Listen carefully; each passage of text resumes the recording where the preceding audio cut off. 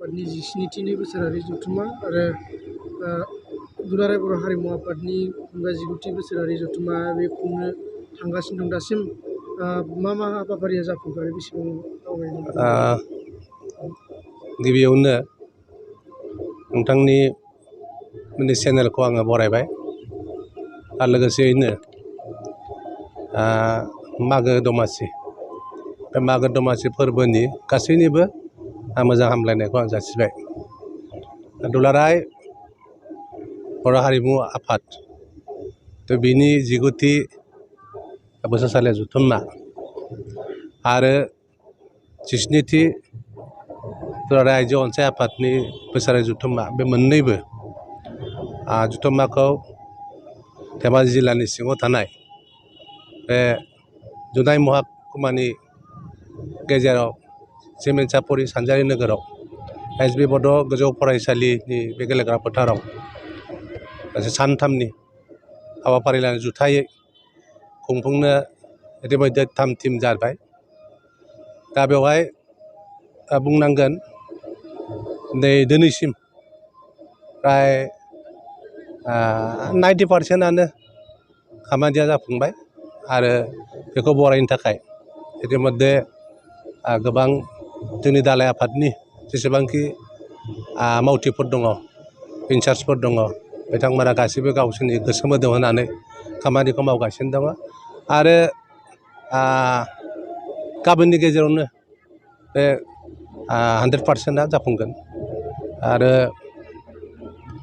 बे बोसोरसालि जथुम्मायाव हारिमु मोसाखावरिफोर प्राय 200सो मोसाखावरिफोरा प्राय 15 दिननि सिगांनिफ्रायनो ट्रेनिं लागासिनो दङ मोसानायनि आरो खोब मोजां जादों आरो बेखौ बिथांमोना मोजाङै पारफरमेन्स खालामनो हागोनखौ आं मिजिंथिदों। बे जथुम्मायाव गासै बेसेबां दुलाराय हारिमु आफाद आरो आइजो अनसाय आफादनि बुंनाय बायदियै बा हरनाय बायदियै प्राय मोननैजों जुथायै 4,000सो डेलिगेट्स प्लास अबजारभारफोरा बाहागो लाफैगोन। आरो जों मोनथिनो बाहागो लाफैगोन। बेवहाय आसलते बुंनो थाङोब्ला बे आफादा गावबा गावनो एक्सट्रा खुंनो गोनांमोन, खिन्थु जोङो बे सानजारि नोगोराव खुंफुंनाय लानायनि सिगांनो जों बुंखादों जे जोङो मोननैखौ जों खुंनो हाया, बेखायनो जुथाइ खुंनायाव जों मोननै गेवलां आफादखौ बेवहाय होनो थाखाय बिथांमोनजों सावरायनानै होनाय जादों। बेवहाय आइजो अनसाय आफादनिया गिबिसिन जागोन खालि आपना 17 खालि। दा बेवहाय जोंनि BKWSCनि मानगोनां सिबा गाय आलासि हिसाबै बाहागो लागोन। बिदिनो आगुनि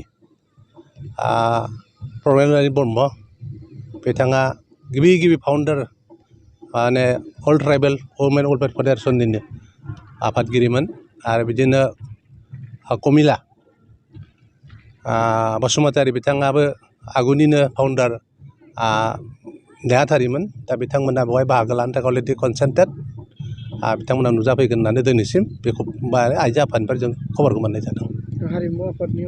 हारिमु आफादाव गेवलां बे मेलाव जोंनिनो मानगोनां चिफ मिनिस्टार बिथां डक्टर हिमन्त बिश्व शर्माया फैनायनि मोनसे आसा होदों। आरो बेनि अनगायैबो जोंनि एडुकेसन मिनिस्टार डक्टर रमेश बेगु बिथाङाबो फैनायनि थाखाय अलरेडि कनसेन्ट होदों। आरो बिदिनो MP थागोन, MLA थागोन, BKWSCनि चिफ बिथां मिनिस्टार बसुमतारी आरो BTRनि चिफ बिथाङाबो बेवहाय नुजाफैनो थाखाय अलरेडि कनसेन्ट होदों। बेनि अनगायैबो MLA आरो BTRनि बिथां EM, GM आरो बारग' EM, GM BTRनि लोगोसेयैनो BTCनि गासै मावफुं सोद्रोमा बिथांमोना बाहागो लागोन। आरो लोगोसे जेसेबांखि गागि आगुनि दैदेनगिरिफोर दं बिथांमोनाबो अलरेडि कनसेन्ट होदों फैनो थाखाय। रादाब बिजोंनि गेजेरजों नोंथाङा रायजो राजाफोरनिसिम मा खावलायहरनो सानो? आं बिनि गेजेरजों नोंथांमोननि रादाब बिजोंनि गेजेरजों बेखौनो खावलायनो लुगैयो जे बेवहाय गाजा गोमजायै बाहागो लाफैनांगौ। आरो जिहेतुके बे बर'नि मोननैबो आफादा खोब गोनां आफाद आरो बिनि जा एम एन्ड अबजेक्टिभ बेफोरखौ मिथिनांगौ। दा बेखायनो आं खावलायो जे बे ओनसोलनि जेसेबांखि गामि आयौ थागिरिफोर दङ बिथांमोना जाहाथे लैहोर लैहोर फैना बाहागो लाया आं बेखौ खावलायो। गोजोन्थों।